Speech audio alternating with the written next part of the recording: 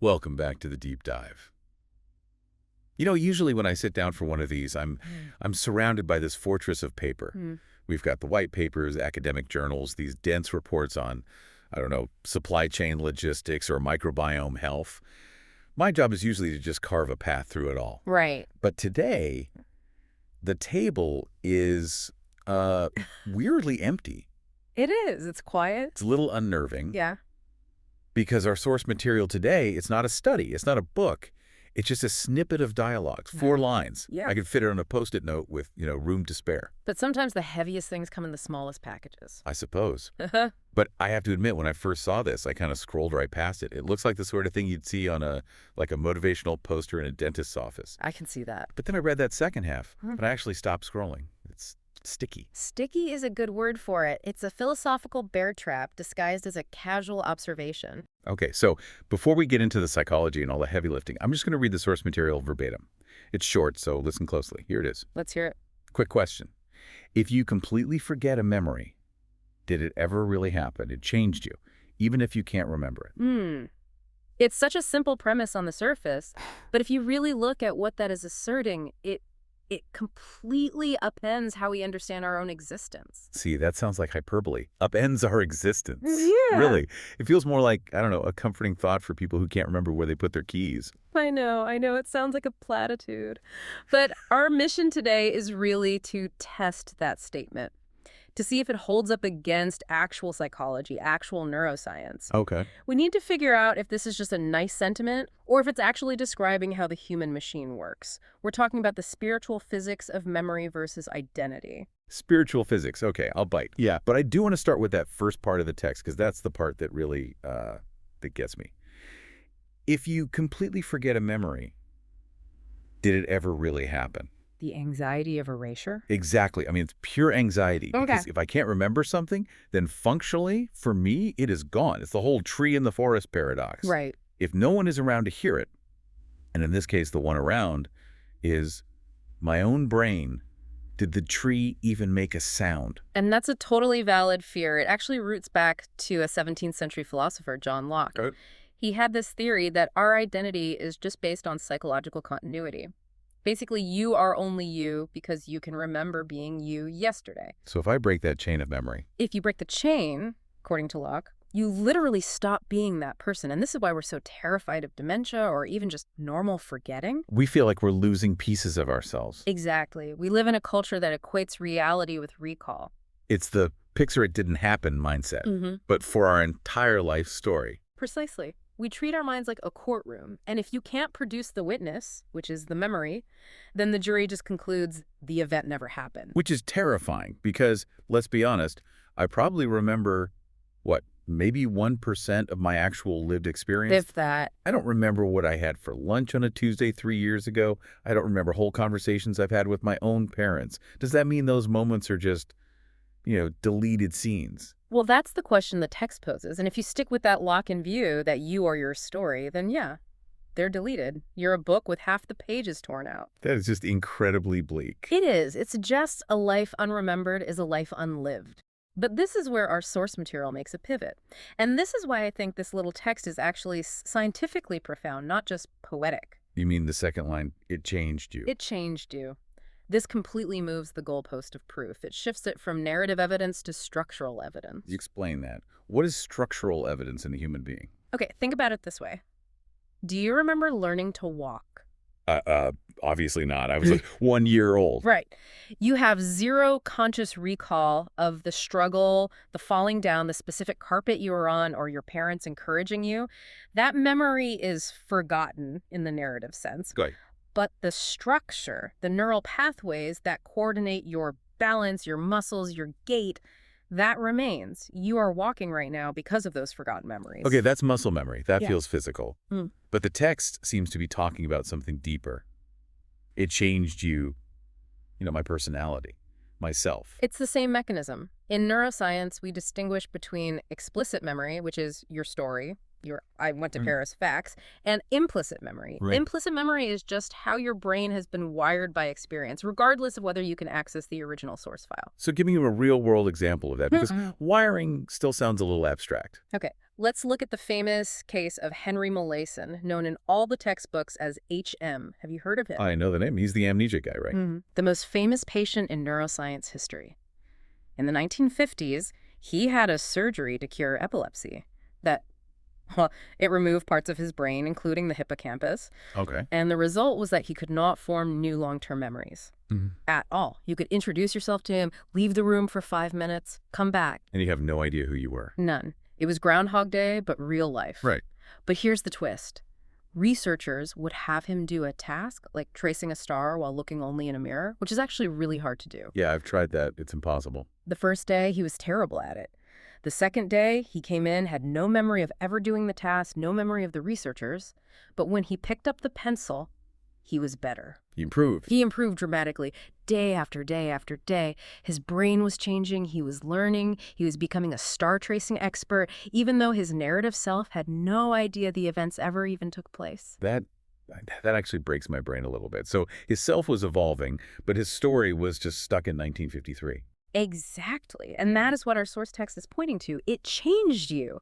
The proof of the event wasn't in HM's recall. It was in his hands. It was in his neural architecture. So if we bring this back to us, people who aren't HM, you're saying that the argument I had with my friend 5 years ago, which I've totally forgotten, that's still in there somehow. It's not in there like a video file you can't find. It's in there like a change in the landscape. Maybe that argument made you slightly more cautious with your words. Maybe it made you a better listener. You don't remember the lesson class, but you retained the skill. Wait, it's like erosion. Go on. Well, I'm thinking about the Grand Canyon. If you look at the canyon, the water that carved it is gone. It flowed through there millions of years ago. Right. It's evaporated, it's recycled, it's gone. You can't remember the water. But the canyon is the proof.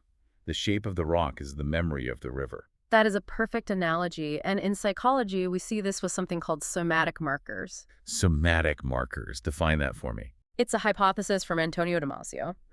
And basically it says that emotional experiences leave a chemical and neural imprint, a marker in the body. So let's say you had a really bad experience with a specific type of situation years ago. You might forget the event itself. Okay. But when you encounter a similar situation today, you get a gut feeling. Your stomach tightens, you just feel uneasy. The bad vibes radar. Right. That vibe is your body remembering what your mind forgot.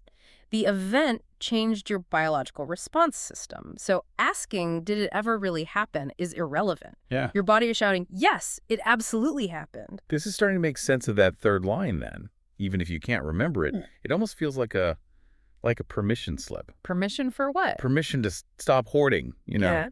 We're so obsessed with archiving our lives. I take photos of my dinner. I journal everything. I have cloud storage bills that are just offensive. We're all trying to build a museum of ourselves. Yeah, but this text says, you don't need the museum. You are the museum. Or maybe you are the art, not the archivist. Think about childhood amnesia. Most people remember almost nothing from birth to age 3 or 4. Those years are a total blank in our narrative. Which is so weird considering those are the years where we learn everything. To walk, talk, love, trust, everything that makes us human. Exactly. So if we use the logic of, if you forget it, it didn't happen, then your entire foundation as a human being didn't happen. Those forgotten years are the most influential years of your life. They built the house you're living in. You just don't have the blueprints anymore. Okay, but let me play devil's advocate for a second here. Please. Because this all sounds very nice and comforting. Your inner child is still there and all that. But isn't there a danger in this way of thinking? What kind of danger? Well, if I don't need to remember things for them to count, then why should I bother paying attention? Why not just sleepwalk through life and let my implicit memory handle it? It feels like it devalues the conscious experience. I want to know I'm living, not just have the scars to prove it later on. That's a crucial distinction. The text isn't saying that memory is useless. Explicit memory, the story, is beautiful. It's what allows for nostalgia and storytelling and connection. Right. But the text is a defense against the anxiety of loss.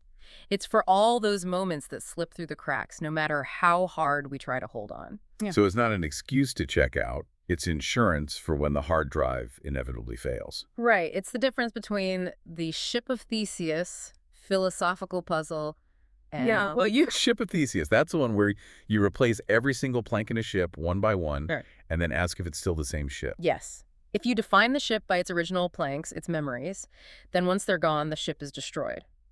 But if you define the ship by its structure and its function, its ability to sail, then it persists.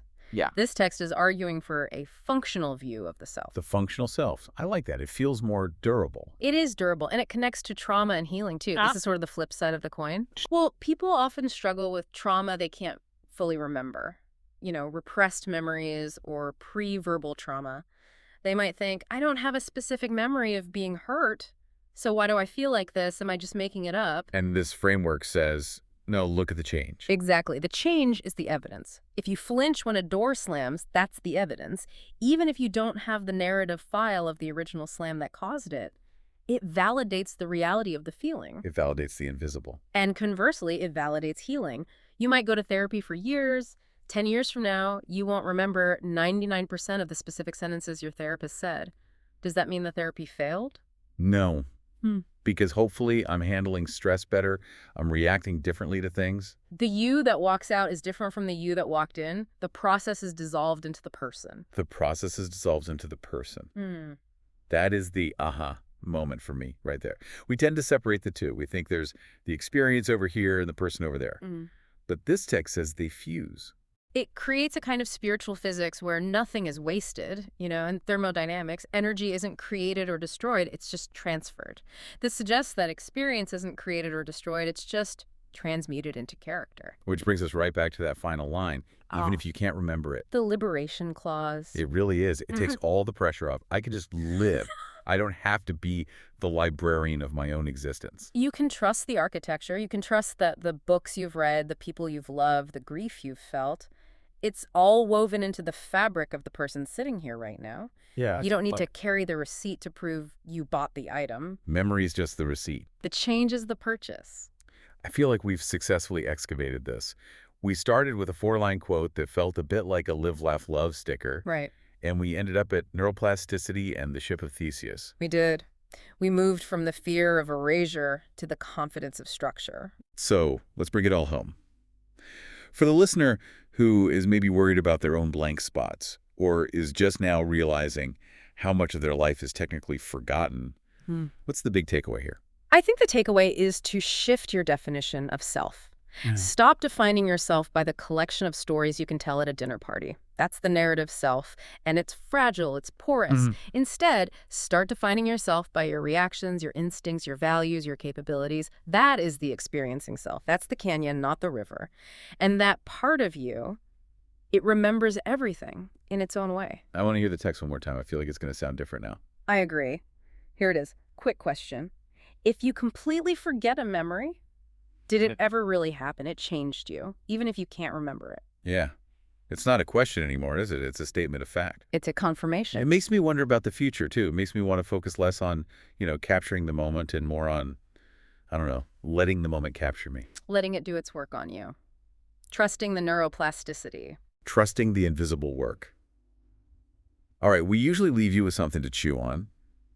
And today, since we're talking about the invisible parts of ourselves, I have a question that's been nagging me since we started this. Let's hear it. We've established that the things we forget are actually the building blocks of who we are. They are the foundation, but we can't see them. So the question is this: if the vast majority of what made you you is forgotten, how much of yourself is a stranger to you? That's a heavy one. Are we strangers to our own history? Something to think about while you're trying to remember what you had for breakfast. Thanks for diving in with us. See you next time.